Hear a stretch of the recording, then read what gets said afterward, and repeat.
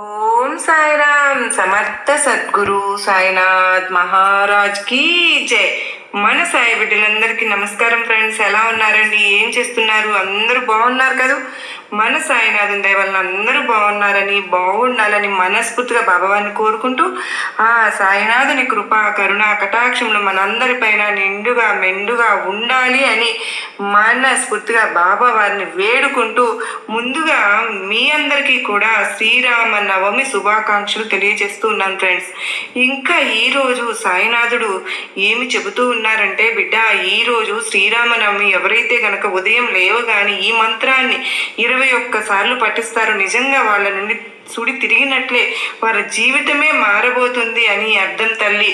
కనుక నువ్వు అంత మాత్రమే కదమ్మా, ఈరోజు రాత్రి లోపు గనక నువ్వు ఈ వీడియో కనుక చూడగలుగుతున్నావు అని అంటే కనుక సాక్షాత్తు నిజంగా ఆ శ్రీరామచంద్రుడు నన్ను కూడా నువ్వు నేరుగా చూసినట్లే అని అనుకో అని చెప్పి అంటూ ఉన్నారు. ఎందుకు అలా అంటున్నారు, ఏం చెప్పబోతున్నారు అనే విషయాన్ని ఈరోజు వీడియోలో తెలుసుకుందాం ఫ్రెండ్స్. ఇంకా వీడియోలోకి వెళ్ళడానికి ముందుగా మన ఛానల్ ఎవరైతే కనుక కొత్తగా చూస్తున్నారో వాళ్ళు ప్లీజ్ అండ్ తప్పకుండా సబ్స్క్రైబ్ చేసుకోండి ఫ్రెండ్స్. మీ ఫ్రెండ్స్కి అందరికీ కూడా షేర్ చేయండి. మీరు ఎటువంటి సమస్యలతో సతమతమైపోతూ ఉన్నా కూడా, ఎంతమంది పరిష్కార మార్గాలు చెప్పినా కూడా మీకు మాత్రం ఎటువంటి ప్రయోజనము లేక అల్లాడిపోతూ ఉన్నాము అక్క, మాకు మీ సందేశాల ద్వారా ఏ రోజుకి ఆ రోజు మంచి మంచి సందేశం బాబావారు మాకు అందిస్తూ ఉన్నారు. మాకు ఎటువంటి సమస్యలు ఉన్నా కూడా మా ఇంట్లో అత్తా కోడళ్ళ సమస్యలు కానీ, ఎటువంటి సమస్యలు భార్య భర్తల మధ్య కానీ, లేదంటే ఇంకా పిల్లల సమస్యలు కానీ అన్నీ కూడా పరిష్కారం అనేది జరుగుతుందక్క. ఇంకా మాకు గురువారం శుక్రవారం ఏదైనా ఇలాంటి పండుగ సందర్భాలలో మాకు ఎంతో మంచి మాకు పరిహారాలు అనేది మాకు తెలియజేస్తూ ఉన్నారు. మేము అన్నీ చేసుకోవడం వల్ల మేము ఎంతో హ్యాపీగా ఉన్నామని వారి హ్యాపీనెస్ నాతో షేర్ చేసుకుంటూ ఉన్నారు ఫ్రెండ్స్. మీరందరూ ఎప్పుడు సంతోషంగా ఉండాలండి. అందువల్లనే ఇంకా ఈరోజు సాయినాథుడు మనకు ఏమి సందేశం ఇవ్వబోతున్నారు అంటే నిజంగా ఈ శ్రీరామనవమి రోజున నిజంగా అండి చాలా మంది కూడా ఎన్నో రకాల పూజలు పరిహారాలు చేస్తూ ఉంటారు. అంటే పెద్ద పెద్ద గుళ్ళకు వెళ్ళడం కానీ, ఇంటి దగ్గర పందిర్లు వేసుకుని పెద్ద పెద్ద కళ్యాణం జరిపించడం కానీ చేస్తూ ఉంటారు కదా.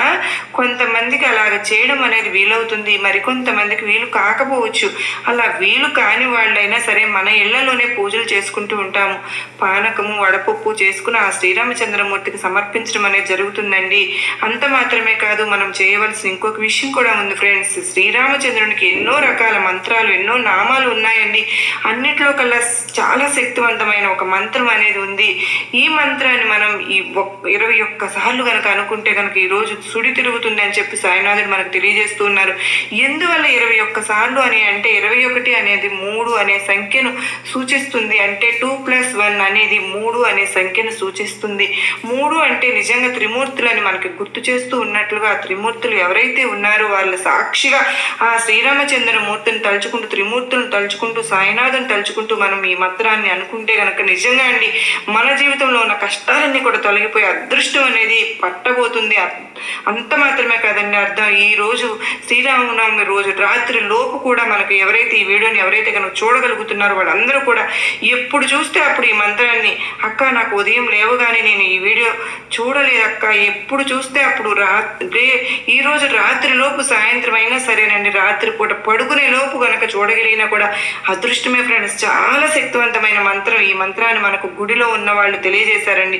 అంత మాత్రమే కాదు ఫ్రెండ్స్, ఆయన బాబావారి గుడిలో పూజారి మనకు ఇంకొక విషయాన్ని కూడా తెలియజేశారు ఫ్రెండ్స్. ఏంటి అని అంటే కనుక ఈ శ్రీరామనవమి రోజున మనం సాయినాథునికి అండి మనకు ఆంజనేయ స్వామి గారికి ఎలా అయితే కనుక ఆంజనేయ స్వామి మన పేరుని రాసి మనం ఆయన మెడలో ఎట్లా అయితే కనుక ఒక మాలగా వేస్తామో అలాగేనండి సాయినాథునికి మనం శ్రీరామచంద్రుని కూడా తలుచుకుని మనం ఒక పేపర్ మీద సాయి అనే పేరుతో పాటు రామ్ అంటే శ్రీరాముని కూడా తలుచుకుంటూ సాయిరామ్ అని చెప్పేసి మనం 108 సార్లు కనుక రాసుకుని ఆ పేపర్ని కట్ చేసి ఒక మాలలాగా తయారు చేసుకుని మనం 108 సార్లు రాసి ఒక మాలగా తయారు చేసి సాయినాథుని మెడలో కనుక వేసామనుకోండి చాలా అంటే చాలా అద్భుతం అని పూజారి గారు తెలియదు. నిజంగా చాలా ఇబ్బందుల్లో గుడికి గుడికి వచ్చి ఇలాంటి మాలలే తీసుకొచ్చి సమర్పిస్తుంటారు సాయినాథునికి అలా అని చెప్పిన ఆయన తెలియజేస్తారండి. మన గుడికి వెళ్ళినా కానీ సరే, లేదు మన ఇంట్లో అయినా సరే సాయినాథునికి మనం శ్రీరామచంద్రునికి ఎలా అయితే పూజ చేసుకుంటున్నామో అలాగే బాబావారిని కూడా తలుచుకుని ఆయన మెడలో గనక అండి శ్రీరామునికి తలుచుకుని బాబావారి మెడలో సాయిరామ్ అంటే బాబావారిని పేరు ప్లస్ మనకి శ్రీరాములు వారి పేరు కూడా తలుచుకుని సాయిరామ్ అనే పేరును గనక రాసుకుని 108 సార్లు ఆ పేపర్ని చిన్న చిన్న ముక్కలుగా కట్ చేసుకుని ఒక మాలలాగా కట్టుకుని బాబావారి మన విగ్రహం కానీ ఫోటో కానీ ఉంటుంది కానీ మన ఇంట్లో ఇంకా ఆ ఫోటోకు వేసుకుని చాలా మంచిదండి. ఇంకా మనం అనుకోవాల్సిన మంత్రం ఏంటి అంటే ఆ శ్రీరామచంద్రుని మనం ఉదయం లేవగానే అంటే ఈరోజు పెందల కాడ లేచి ఉంటాం కదండి, ఉదయం లేవగానే చక్కగా స్నానాలు అన్నీ అయిపోయి ఉంటాయి కదా, మనం పూజలో కూర్చుంటాం. అలాంటి సమయంలో మనం మిగతా మంత్రాలు ఏమనుకున్నా కూడా వాటితో పాటు ఈ మంత్రాన్ని కూడా ఒక 21 సార్లు అనుకుందాం ఫ్రెండ్స్. ఇంకా మంత్రం ఏంటి అని అంటే శ్రీరామ రామ రామేతి రమే రామే మనోరమే సహస్రనామ తత్తుల్యం రామ నామ వరాననే. ఇంకా ఈ మంత్రాన్ని 21 సార్లు దగ్గర నుంచి 27 సార్లు 108 సార్లు వరకు కూడా మనం ఎన్నిసార్లు అయితే అనుకోగలుగుతామో అన్నిసార్లు అనుకుని చూద్దాం ఫ్రెండ్స్. నిజంగా మనసారా ఆ దేవుని తలుచుకుంటూ మనం అనుకోగలిగితే నిజంగా చాలా వరకు కూడా మంచి జరుగుతుంది. అంత మాత్రమే కాదు ఫ్రెండ్స్, ఇంకా మనం అలా సాయినాథునికి వేసిన మాలని మనం ఎన్ని రోజులు ఉంచాలి అక్క, మీరు 108 సార్లు రాసి సాయినాథుని మెడలో వేయమన్నారు కదా, ఇంకా మాలను మనం ఎన్ని రోజులు ఉంచుకోవాలి అని అంటే 9 రోజులు ఉంచుకుంటే సరిపోతుందండి. 9 రోజులు మనం గుడిలో సమర్పించినా సరే, లేదంటే కనుక మన ఇంట్లో సాయినాథుని విగ్రహానికి వేసినా సరే 9 రోజుల పాటు ఉంచుకుని ఆ తర్వాత ఆ మాలను తీసి మనం సాయినాథుని గుడికి వెళ్ళినప్పుడు దున్నులో మనం వేయడం అనేది చాలా మంచిది. సాయినాథుని దున్నులో వేయమని చెప్పేసి అక్కడ ఇచ్చారు అని చెప్పంటే వాళ్ళు ఆ దున్నులో వేసేస్తారండి. అంటే ఇలా చేసి చూడండి ఫ్రెండ్స్, నిజంగా అద్భుతం అనేది జరుగుతుందని శ్రీరామనవమి రోజున మన జీవితాల్లో మంచి మంచి విజయాలను తీసుకురావాలని నేను మనస్ఫూర్తిగా కోరుకుంటూ ఉన్నానండి. ప్రతి ఒక్కరూ ఇలా చేసుకుందామండి. అలాగే ఈరోజు శ్రీరామ నవమి రోజు మనకు 6వ తారీఖు ఆదివారం వచ్చింది కదండి. ఇంకా ఈ శ్రీరామనవమి రోజు మనం ఏం చేస్తే మంచిది అని అంటే సాయినాథుడు ఏం చెప్పబోతున్నారంటే కనుక, బిడ్డ ఈ శ్రీరామనవమి రోజు తల్లి ఆ సాక్షాత్తు శ్రీరామచంద్రుడు పుట్టిన సమయం అనేది ఒకటి ఉంది. ఆ సమయంలో కనుక నువ్వు ఇంట్లో దీపారాధన వెలిగించుకోమ్మా. ఇన్ని రోజులు కూడా ఎలాంటి ఒక కష్టాన్ని సమస్యలను భరిస్తూ ఉన్నావు, అటువంటి సమస్యలు దరిద్రం అంతా కూడా తొలగిపోయి అదృష్టం అనేది పట్టబోతుంది బిడ్డ అని చెప్పి సాయినాథుడు మనకు ఒక సందేశాన్ని పంపిస్తూ ఉన్నారండి. ఎప్పుడు బాబావారు ఏది చెప్పినా సరే ఆ సమయంలో మనం దీపారాధన చేయాలి అనేది మనందరం తెలుసుకుందాం కదా ఫ్రెండ్స్. ఇంకా వీడియోలోకి మనకు చక్కగా అన్ని విషయాలు తెలియజేస్తూ ఉన్నారు సాయినాథుడు. ఈ రోజు గనక మనం గనక సాయినాథుడు చెప్పినట్లు ప్రతి ఒక్కటి గనక పాటించుకుంటే ఆ శ్రీరామచంద్రమూర్తి ఆశీస్సులు ప్రతి ఒక్క, అసలు షిరిడీలో అయితే అండి ప్రతి సంవత్సరం నేను ఎప్పుడు షిరిడీలో ఉంటాను ఈ టైంలో. అయితే ఎంత బాగా బాబావారు చేయించేవారంటే ఆ రోజుల్లో శ్రీరామనవమి దగ్గరుండి అన్నీ బాబావారు చక్కగా చేయించేవారండి. శ్రీరామనవమి ఉత్సవాలు అనేవి షిరిడీలో కళ్ళారా చూసి తరించాల్సిందే ఫ్రెండ్స్. జీవితంలో ఒక్కసారైనా సరే మనం చూడాల్సిన ఘట్టాలన్నమాట. మనకు ఈ రోజున 6వ తారీఖు ఆదివారం కూడా వచ్చిందండి. శ్రీరామనవమి రావడం అనేది అందరి ఇళ్లల్లో కూడా ఒక కళ్యాణం లాగా, అంటే ఒక ఇంట్లో పెళ్లి జరిగితే ఎంత సంతోషంగా ఉంటుందో మనందరం కూడా హ్యాపీగా అందరం కొత్త బట్టలు ధరిస్తూ చక్కగా పిండి వంటలు చేసుకుని ఎంత హ్యాపీగా అందరం కూడా కుటుంబ సభ్యులు అందరం కూడా కలిసి ఉంటాము. అలాగే ఈరోజు శ్రీరామునికి కళ్యాణం జరిపిస్తూ ఉంటాం కదండి. ఇంటింటా కూడా పందిళ్ళు వేస్తూ ఉంటారు. ఆ శ్రీరాముని పందిల్లో కూర్చుని చక్కగా పాటలను వింటూ ఆ కళ్యాణాన్ని చూస్తూ శ్రీరామునికి సీతమ్మ వారికి కళ్యాణం చూస్తూ చక్కగా హ్యాపీగా జరుపుతూ ఉంటారు కదా పిల్లలందరూ కూడా. అలాంటి శ్రీరామనవమి రోజు నిజంగా అండి ఆ శ్రీరాముని గురించి మనం తెలుసుకోని విషయాలు ఎన్నో ఉన్నాయి ఫ్రెండ్స్. అంటే ప్రతి ఇంట్లో కూడా అండి ఉదయాన్నే లేవగానే చక్కగా ఈరోజు మనం ప్రతి పిల్లలతో సహా అందరం కూడా తలంటి స్నానం చేసుకుని కొత్త బట్టలు ధరించడం ఇలా చేస్తూ ఉంటాం కదా. అంత మాత్రమే కదండి శ్రీరాముడు ఏ సమయంలో పుట్టారు అనేది కనుక మనం తెలుసుకుంటే నిజంగా అండి మన అందరం కూడా అలాంటి ఒక సమయంలో దీపారాధన కనుక మన ఇంట్లో కనుక చేసుకుంటే చాలా వరకు కూడా చాలా మంచి జరుగుతుందండి. అసలు మామూలుగానే శ్రీరాములు వారు అంటేనే నీతికి నిజాయితీకి కట్టుబడిన ఒక మనిషి అండి. శ్రీరామమూర్తి తన తండ్రి మాటను జవదాటకుండా అయోధ్యలో 14 ఏళ్ల వనవాసాన్ని శ్రీరామచంద్రమూర్తి ముగించుకుని వచ్చిన సమయం అండి. అంత మాత్రమే తన తల్లి తమ్ముళ్ళన్నా తన భార్య భార్య అన్న ఆయనకి చాలా వరకు అభిమానం ప్రేమాభిమానాలతో రామచంద్రమూర్తి చూసుకుంటూ ఉండేవారు. ఇలాగా అడవుల పాలైన శ్రీరాములు వారు నిజంగా ఎన్నో కష్టాలను భరించారండి. సీతాదేవి గురించి ఎన్నో కష్టాలను భరించారు. రావణాసురుడు మధ్యలో ఆ సీతాదేవిని తీసుకువెళ్ళడం, సీతాదేవిని పరీక్ష పెట్టడం అనేది జరిగింది కదా. అంత మాత్రమే కాదండి, ఎన్నో కష్టాలు ఒకటి తరువాత ఒకటి నిజంగా తినడానికి కూడా కష్టపడుతూ ఆకులు అలములు తింటూ ఆ అడవిలోనే గడిపారండి ఎన్నో సంవత్సరాలు. ఆ మహానుభావునికి అన్ని కష్టాలు వచ్చినప్పుడు మన కష్టాలన్నీ ఏమాత్రం అండి. అందువల్ల అలాంటి మహానుభావునికి తలుచుకుంటూ నీతి నిజాయితీకి మనందరం కూడా ఫాలో చేస్తూ ఏమాత్రం కూడా అబద్ధాలు అనేది చెప్పకుండా నిజంగా తల్లిదండ్రుల మాట అంటే శ్రీరామచంద్రమూర్తికి వేదవాక్యండి, అలాగే మనందరం కూడా ఉండాలి అని చెప్పి గుర్తు చేసుకుంటూ ఈ రోజు మనం శ్రీరామనవమి జరుపుకుందామండి. నిజంగా శ్రీరామనవమి రోజున శ్రీరామచంద్రమూర్తికి ఇష్టమైన నైవేద్యాలను చేసుకుంటూ ఉంటాం కదండి. మన ఇందరి ఇళ్లలో కూడా ఖచ్చితంగా అందరం చేస్తాం పానకం వడపప్పు అనేది. అలాగే శ్రీరామునికి నైవేద్యంగా చేసి పెట్టుకుందాం. అంత మాత్రమే కాదండి, శ్రీరామచంద్రమూర్తి పుట్టిన శక్తివంతమైన గడియలు అనేవి ఉన్నాయి కదండి. రామచంద్రమూర్తి పుట్టారు అని అంటే అసలు సాక్షాత్ ఆ శ్రీ మహావిష్ణువు 7వ అవతారంగా శ్రీరాముని జన్మదినంగా సూచిస్తూ ఉంటారని అంటే ఇలాగ పుట్టిన సమయం ఏంటి? త్రేతాయుగంలో చైత్ర శుద్ధ నవమి గురువారం నాడు పునర్వసు నక్షత్రం కర్ణాటక లగ్నంలో అండి ఈ ముహూర్తంలో రామచంద్రమూర్తి జన్మించారు. శ్రీరామచంద్రమూర్తి ఎప్పుడు జన్మించారు?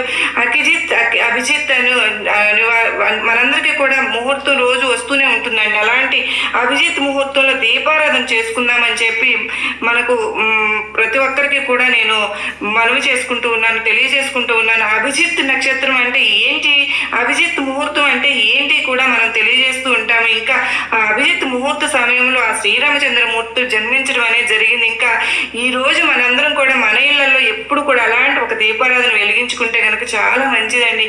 ఇంకా అభిజిత్ ముహూర్తం ఎప్పుడు అని అంటే ఉదయం నుండి 11:45 నుంచి 12:15 వరకు కూడా అభిజిత్ ముహూర్తం అనేది ఉంటుందండి. అటువంటి సమయంలో మన ఇంట్లో కనుక దీపారాధన చేసుకుని చక్కగా వడపప్పు పానకం అనేది చేసి నైవేద్యంగా పెట్టుకుని ఒక దీపారాధన కనుక వెలిగించుకుంటే అంటే నెయ్యితో దీపారాధన, పంచముఖ దీపారాధన అయినా సరే, లేదంటే కనుక మనం మామూలుగా 2 ఒత్తులను చేసి దీపారాధన మట్టి ప్రమిదలో దీపారాధన వెలిగించుకుందాం ఫ్రెండ్స్. చాలా అంటే చాలా మంచిదండి. ఇంటికి ఎలాంటి ఒక నెగిటివ్ ఎనర్జీ ఉన్నా కూడా బయటకు వెళ్ళిపోవడం. నిజంగా ఎన్నో కష్టాలు మనం ఇంతవరకు అనుభవించి ఉంటాం, కానీ ఈ సంవత్సరం నుంచి అయినా సరే మనకి మంచి జరగాలి అని చెప్పి మనం కోరుకుంటూ ఆ సాక్షాత్తు శ్రీరామచంద్రమూర్తి పుట్టిన అభిజిత్ ముహూర్తంలో మనం దీపారాధన చేసుకుందాము అని అంటే నిజంగా ఎన్నో జన్మల పుణ్యం అండి. ఎలాంటి ఒక పుణ్యాన్ని ఆ భగవంతుడు పుట్టిన ఆ సమయం అనేది మనకు తెలిసి రావడం, అలాంటి సమయంలో మనం ఒక దీపారాధన చేసుకోవడం అనేది ఎంతో శ్రేయస్కరం ఫ్రెండ్స్. ఈ వీడియో మట్టుకు చూసిన వాళ్ళందరూ ప్రతి ఒక్కరికి షేర్ చేయండి. ఎందువల్లంటే వాళ్ళందరికీ కూడా మామూలుగా అందరం కూడా శ్రీరామనవమి ఇంట్లో పూజలు చేసుకుంటాం, అయితే కళ్యాణం జరిపించుకుంటూ ఉంటాం, పానకం వడపప్పు నైవేద్యంగా పెట్టుకుంటుంటాం. కానీ ఇలాంటి దీపారాధన ఇలాంటి సమయంలో ముహూర్తంలో అభిజిత్ ముహూర్త సమయంలో దీపారాధన వెలిగించుకోవడం మర్చిపోవద్దని అందరికీ గుర్తు చేయండి.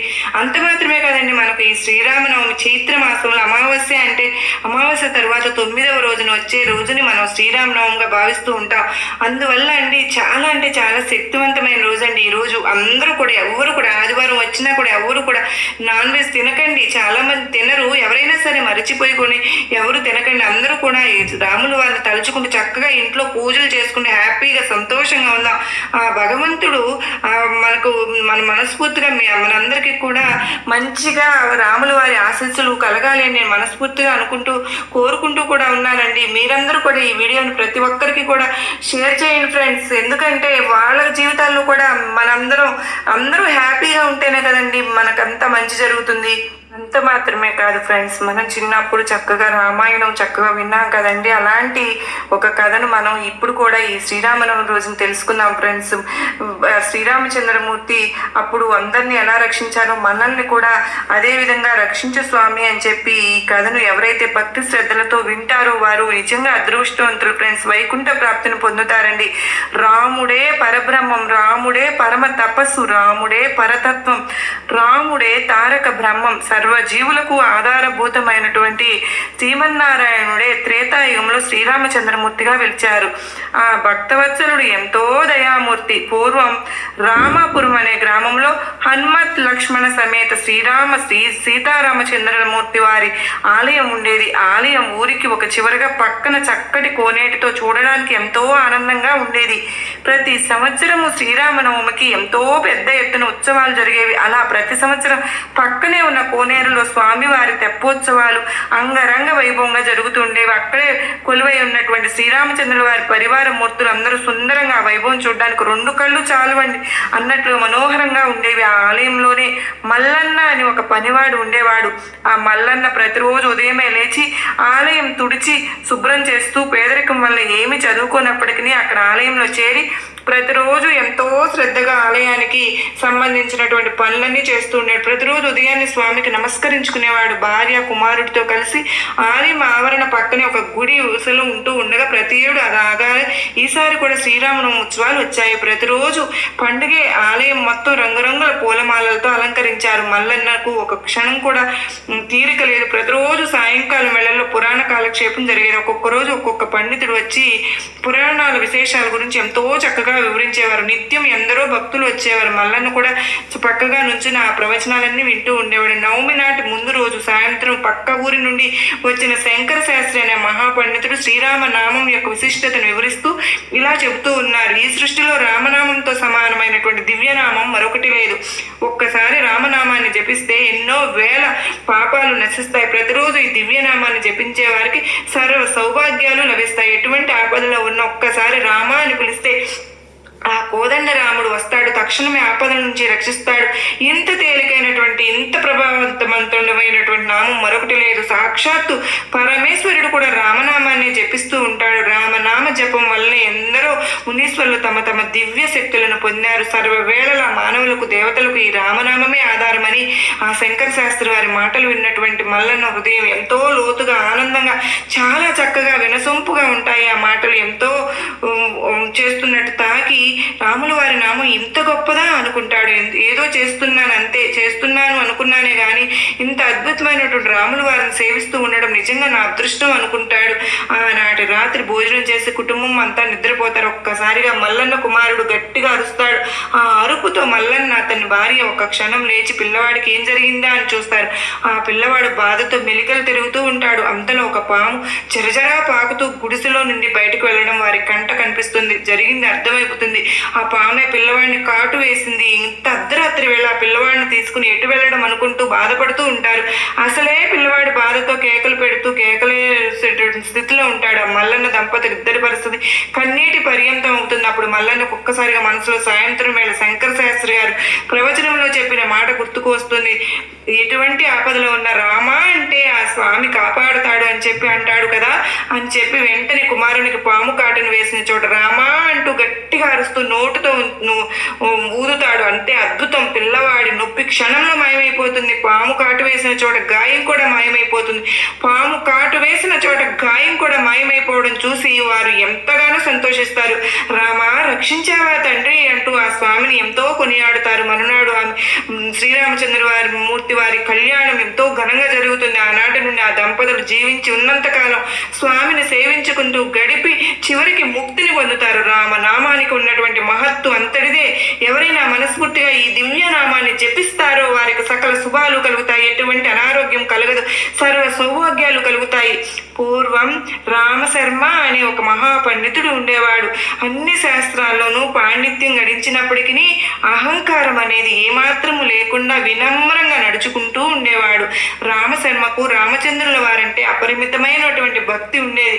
రామచంద్రుని మనసులో తలుచుకుంటూ ఉండేవాడు. తన దగ్గరకు సలహాల కోసం వచ్చే వారందరినీ రావణుని కొలుచుకోండి అని చెప్తూ ఉండేవాడు. ఎటువంటి ఆపదల నుంచి రామచంద్రుడే అని చెప్తూ ఉంటాడు. రామశర్మ భార్య పేరు వైదేహి. దంపతులు ఇద్దరు కూడా అన్యోన్యంగా ఉంటూ ఉండేవారు. వారికి ఇద్దరు కుమార్తెలు, ఇద్దరికి యుక్త వయసు వస్తుంది. ఇక నుంచి వరుడు కోసం కుమార్తెలు ఇద్దరికి వివాహం చేయాలని దంపతులు సంకల్పించుకుంటారు. ఇద్దరికి మంచి వరుడు లభించేలా అనుగ్రహించు స్వామి అంటూ స్వామిని వేడుకుంటారు. స్వామి వారి దైవాలను కొద్ది రోజుల్లోనే పెద్ద కుమార్తె వనజకు మంచి చక్కటి సంబంధం దొరుకుతుంది. ఊరికి దగ్గరలో గ్రామంలో ఉన్న వాసుడు అనే విష్ణు శ్రీనివాస వర్మది బాగా చక్కటి కుటుంబం. వారి గురించి వినే ఉంటారు. ఏ కట్న కానుకలు లేకుండా వివాహం చేసుకుంటామని చెబుతారు రామశర్మ దంపతులు. అంత చక్కటి కుటుంబంతో బియ్యం అడగడం వల్ల రామచంద్రమూర్తి అనుగ్రహంగా భావిస్తారు. వివాహానికి మంచి ముహూర్తం కూడా నిశ్చయిస్తారు. ఇక రేపే వివాహం రోజు ఉదయానికల్లా మగపెళ్లి వారి బృందం వస్తుంది. మర్నాడు ఉదయం 7 గంటలకు ముహూర్తం. రాత్రి భోజనాలు అవుతాయి. రెండు పక్కల వాళ్ళు కూర్చుని కబుర్లు చెప్పుకుంటారు. పిల్లలు అటు ఇటు పరిగెడుతూ ఆడుకుంటూ ఉంటారు. అంతలో ఉన్నటువంటి పెద్ద గాలి దుమారం లేస్తుంది. దాంతో పాటు వర్షం ప్రారంభమవుతుంది. పెళ్లి కోసం వేసిన పందిర్లు తడిసిపోతాయి. రామశర్మ గుండెల్లో గుబుళ్ళు కొరుతుంది. ఏమిటి అకాల వర్షం, అందరికీ ఎంత ఇబ్బందిగా ఉందో అని బాధపడతాడు. వర్షం ఇంకా పెద్దదవుతుంది. గాలి కూడా తోడే పక్కన ఉన్న చెట్లన్నీ ఊగుతూ ఉంటాయి. ఆ వర్షం అలా సాగితే పెళ్లి పందిళ్ళు కూడా ఇంకా ఎక్కువసేపు నిలిచేలా లేవు అనుకుంటాడు. అంతా చూసి బాధపడుతున్న రామశర్మకు ఆ రామచంద్రమూర్తి గుర్తుకు వస్తాడు. రామశర్మ మనసులో స్వామిని ఇలా ప్రార్థిస్తాడు.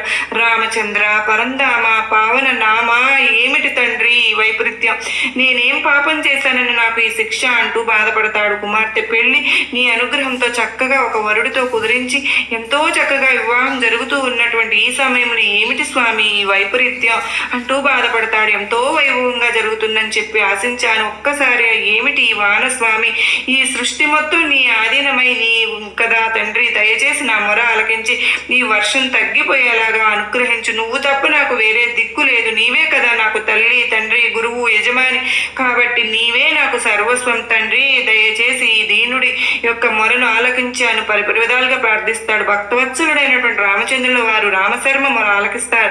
అంతే ఒక్కసారిగా గాలి వాన ఆగిపోతుంది. ఉదయం ముహూర్తం వేళకు ప్రకృతి అంతా వైభవంగా ప్రశాంతంగా జరుగుతుంది. రామశర్మ దంపతులు తమను అనుగ్రహించినందుకు రామచంద్రుని ఎన్నో విధాలుగా స్తుతిస్తారు. వారి కళ్ళ వెంట ఆనంద బాష్పాలు రాలుతాయి. వనజ విష్ణు శర్మల వివాహం వైభవంగా జరుగుతుంది. కొంతకాలానికి రెండవ కుమార్తె గిరిజ వివాహం కూడా చక్కటి వరుడితో శుభప్రదంగా జరుగుతుంది. రామచంద్రుడు అశ్రిత భక్తవత్సలుడు, తనను నమ్మిన వారిని కాపాడే అమృతమూర్తి, స్వచ్ఛమైన వారిని చక్కగా జీవిస్తూ ఎప్పుడు కంటికి రెప్పలా కాపాడుతుంటాడు. వారికి సకల శుభాలు సమకూరుస్తుంటాడు, అనుగ్రహిస్తుంటారు. ఇలాగే కదండి మనం సచ్చరిత్రలో కూడా చదువుకున్నాము. సాయినాథుడు ఒకరోజు వర్షం కుండపోతగా కురుస్తూ గాలి వాన అన్నీ వస్తే సిరిడి గ్రామ ప్రజలు ప్రతి ఒక్కరూ కూడా బాబావారి ద్వారకామాయికి చేరుకుని ఎంతగానో వారి ఇబ్బందులను బాబా వారికి విన్నవిస్తారు. ఆఖరికి నోరు లేని జీవాలు కూడా సాయినాథుని దగ్గరికే సేరదీయడానికి వస్తాయి కదా. మనం అందరం చదువుకున్నాం కదా ఫ్రెండ్స్. నిజంగా అటువంటి లీల గుర్తు వచ్చిందండి నాకు ఈ కథ వింటూ ఉంటే. మన సాయినాథుడు ఎప్పుడో త్రేతాయుగంలో రాముల వారు చేసిన ఘట్టాన్ని ఎన్నో సంవత్సరాలు కాదండి, నిన్నగాక మొన్న జరిగింది. సాయినాథుడు 100 లేదంటే 100 ఈ మొన్న మధ్యన 100 సంవత్సరాల క్రితమే కదండి మన సాయినాథుడు ఎంత అద్భుతం చేసి చూపించారు. మనం చూసాం కదా, విన్నాం కదా. ఎంతో మంది ఇప్పటికి కూడా ఉన్నారండి అప్పుడు చూసిన ఆ ఘట్టం. నోరు లేని జీవాలను తనను ఆశ్రయించిన అమాయకమైన భక్తుల కోసం సాయినాథుడు ఆ రోజుట తుఫానుని ఒక్క కంఠం, ఒకే ఒక్క వాగు అన్న ఒకే ఒక్క శాంతించు అనగానే ఆగిపోయింది కదండి. అలాంటి ఈ రోజున మనందరం కూడా శ్రీరామచంద్రమూర్తి బాబావారి ఆశీస్సులు మనందరిపై ఉండాలని కోరుకుంటూ సర్వే జనా సుఖినో భవంతు. అందులోనూ శుక్రవారం వచ్చింది. సీతమ్మ తల్లి మన అమ్మవారి కృప కూడా మనందరిపైన ఉండాలని మనస్ఫూర్తిగా కోరుకుంటూ ఉన్నాను.